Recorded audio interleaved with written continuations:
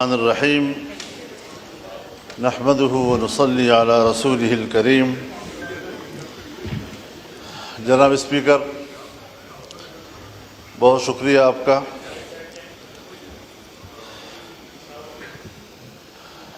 جو صورتحال امن و امان کے حوالے سے اس وقت ملک میں ہے، یا پھر بے روزگاری کے حوالے سے جو صورتحال ملک کے اندر ہے، میں اس پر کچھ عرض کرنا چاہوں گا۔ اس سے پہلے بھی میں اس ایوان میں یہ عرض کر چکا ہوں کہ بلوچستان اور خیبر پختونخوا میں بدامنی کی وجہ سے حکومتی ریٹ ختم ہو چکی ہے اور مسلح قوتیں وہاں حکومت کر رہی ہیں، وہاں پر ٹیکس وصول کر رہے ہیں، روڈ کے اوپر پلازوں پر ٹولز وصول کر رہے ہیں، اور راکٹ لانچرز کے ساتھ اور انتہائی اعلیٰ ترین اسلحے کے ساتھ لیس گاؤں گاؤں پھر رہے ہیں، سڑکوں پہ وہ پہرے دے رہے ہیں۔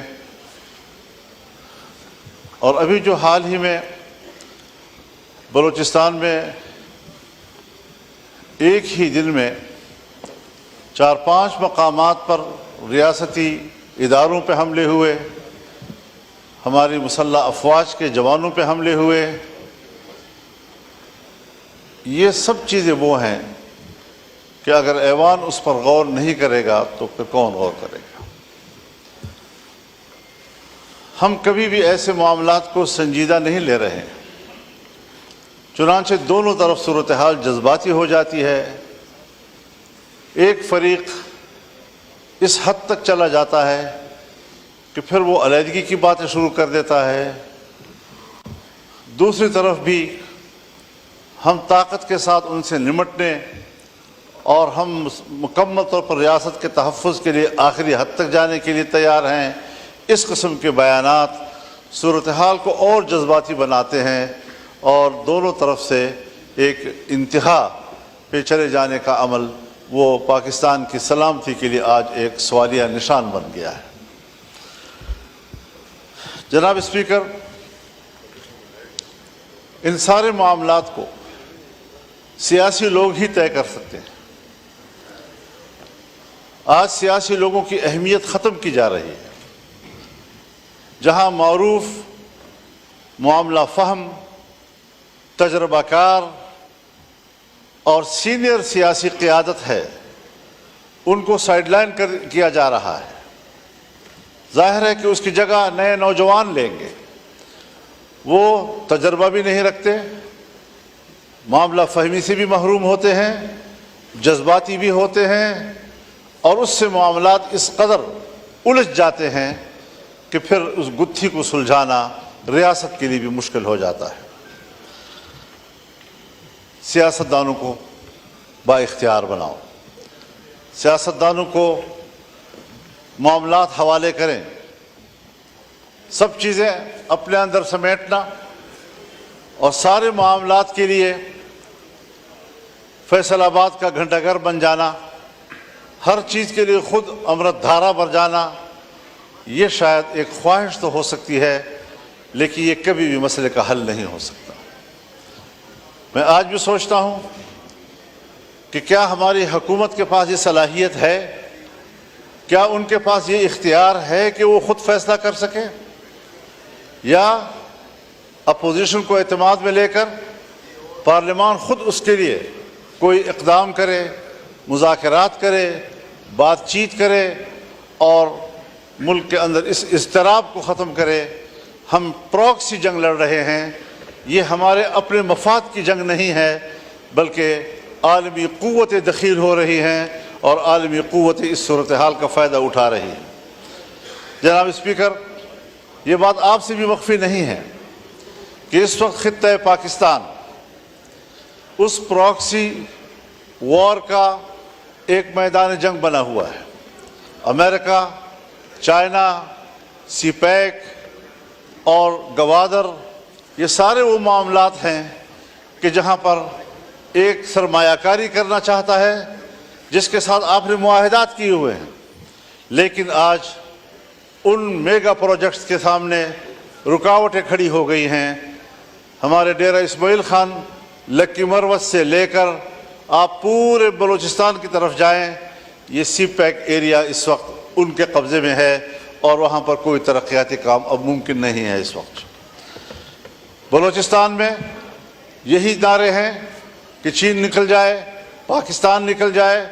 حالات یہاں تک چلے گئے ہیں، سنگینی کی صورتحال کا اندازہ آپ اس سے لگائیں کہ کچھ ایریاز میں آج اسکولوں کے اندر، کالجوں کے اندر پاکستان کا ترانہ نہیں پڑھا جا سکتا، ان کے اندر پاکستان کا جھنڈا نہیں لہرایا جا سکتا، ان کے کلاسوں میں پاکستان کا معاشرتی علوم نہیں پڑھایا جا سکتا۔ یہاں تک صورتحال چلی گئی ہے اور ہم دیکھ رہے ہیں آنکھیں بند کر کے کہ شاید شکاری مجھے نہیں دیکھ رہا ہے۔ اس تمام تر نازک صورتحال میں ہمیں قدم اٹھانا چاہیے، بڑی خود اعتمادی کے ساتھ ہمیں قدم اٹھانا چاہیے۔ حکومت کو بھی اپنی ذمہ داری پوری کرنی چاہیے۔ ہم لڑیں گے، اختلاف رائے کریں گے، تنقید کریں گے، اپوزیشن میں بیٹھے ہیں تو اپوزیشن کا کردار ادا کریں گے، لیکن اگر ملک کو ہماری ضرورت پڑتی ہے تو اپنے وطن عزیز کی چپے چپے کے لیے ہماری خدمات حاضر ہیں۔ پارلیمنٹ کو، سیاسی جماعتوں کو، سیاسی قائدین کو ملک کے لیے غیر ضروری سمجھنا، اس سے بڑی حماقت اور دنیا میں اور نہیں ہو سکتی جو ہمارے ہاں کی جا رہی ہے۔ یہ سنجیدہ صورتحال ہے۔ ہم ان علاقوں میں رہتے ہیں، شاید سندھ میں وہاں تو ڈاکوؤں کا راج ہے، آپ کو وہاں کچے کی صورتحال سے وابستگی ہے اور پریشان ہیں، لیکن یہاں ہمارے ہاں اسٹیٹ کو باقاعدہ چیلنج کیا جا رہا ہے اور صورتحال انتہائی مخدوش ہو چکی ہے۔ تو اس سارے صورتحال میں ہمارا کردار کیا ہو سکتا ہے؟ میں اب بھی یقین رکھتا ہوں کہ اگر پارلیمنٹ سے درخواست کی جائے کہ وہ آگے بڑھیں، بلوچستان میں جا کر بات کریں، لوگوں کے ساتھ گفتگو کریں، کے پی میں آئیں، وہاں کے لوگوں سے بات چیت کریں، گفتگو کریں، تو صورتحال کو دوبارہ واپس اپنے حالت پہ لایا جا سکتا ہے۔ لیکن اس انداز سے صورتحال مزید خراب ہوتی چلی جا رہی ہے، اور میں چونکہ تجربہ رکھتا ہوں، حضرت 2006 سے اس ساری صورتحال میں جب ریاست ناکام ہو جاتی ہے تو وہاں ہم جاتے ہیں اور صورتحال کو کنٹرول کرتے ہیں۔ میں ابھی الیکشن سے پہلے افغانستان گیا، 1 ہفتہ میں نے گزارا۔ پاکستان افغانستان کے تمام شعبوں میں باہمی تعاون، سرحدات کا معاملہ، مسلح گروہوں کا معاملہ، مہاجرین کا معاملہ، باہمی تجارت کا معاملہ، ان سب پر تفصیلی گفتگو کے بعد میں مکمل کامیاب واپس آیا اور میں نے وزارت خارجہ اور پاکستان کے ذمہ داروں کو آگاہ کیا اس سے، اور وہ مطمئن ہوئے، اپریشیٹ کیا، کہا میکینزم کیا ہوگا۔ میں نے کہا وہ ریاست کا معاملہ ہے، میرا ذاتی معاملہ نہیں ہے، میں تو اپنی کیپیسٹی میں گیا تھا، ان کی دعوت پہ گیا تھا۔ تو یہ کوئی مشکل چیزیں نہیں ہیں، لیکن اگر ہم سنجیدگی کے ساتھ بیٹھ کر تسلی سے بات چیت کر سکیں۔ یہاں پر سوال اٹھائے جاتے ہیں، صاحب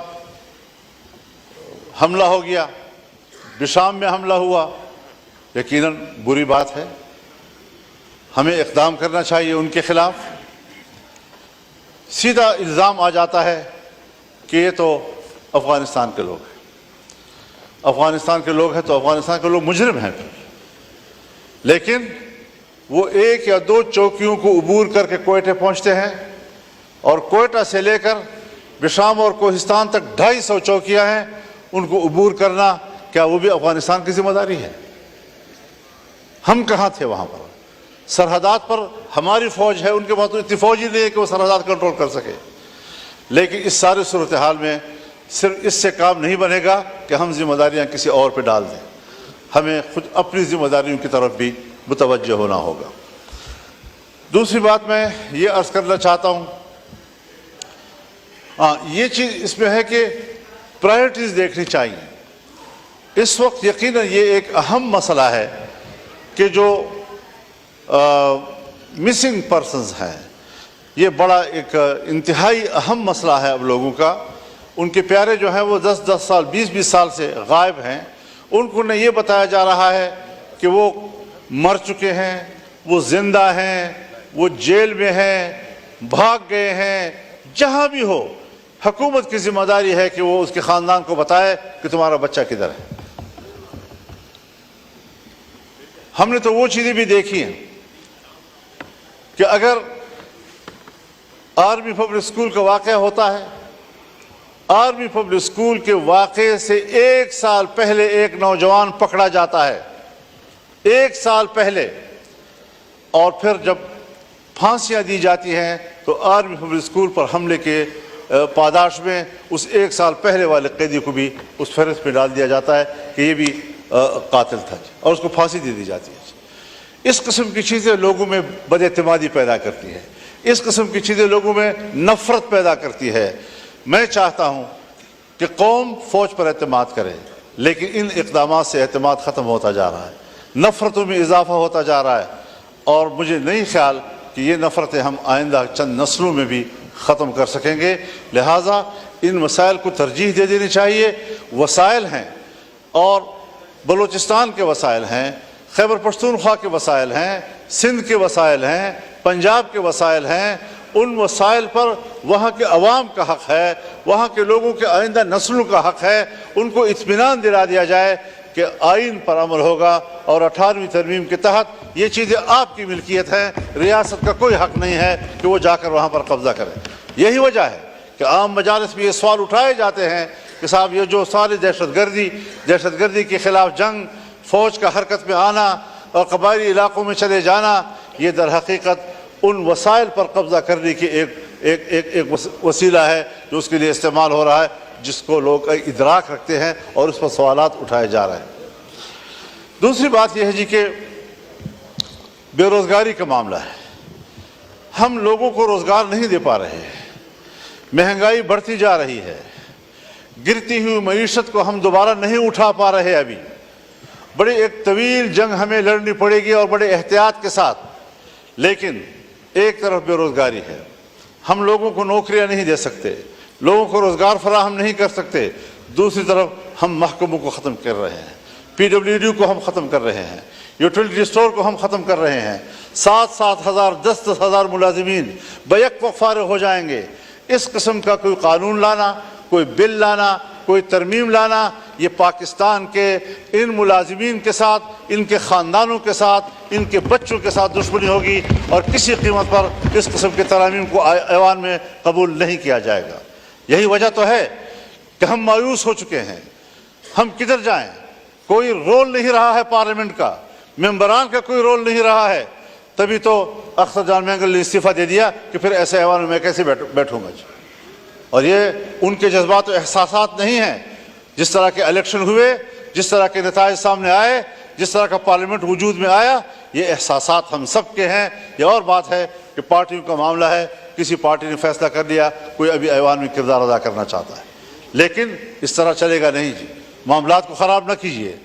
آپ اس وقت چیئر کر رہے ہیں قومی اسمبلی کے اجلاس کو، آپ کی طرف سے واضح ہدایات جانی چاہیے کہ ایوان مضطرب ہے، ملک کے لیے پریشان ہے، اور ایوان پر اعتماد کیا جائے۔ ہم جیسے کیسے بھی ہیں، فارم 47 کے ہیں یا 45 کے ہیں، لیکن اب اس ایوان میں ہم بیٹھے ہوئے ہیں، اور ڈیجور نہ صحیح، ڈیفیکٹو صحیح، لیکن انہی سے آپ نے کام لینا ہوگا۔ ان کو اپنا ملازم سمجھ کر کہ یہ سب اس لیے بیٹھے ہیں کہ جب ریاست چاہے گی کہ ترمیم کر لیں تو انہی سے ترمیم کرائیں گے۔ ہم اپنے مفاد کے لیے قانون بنانا چاہیں تو انہی سے قانون بنائیں گے، انہی کو استعمال کیا جائے گا۔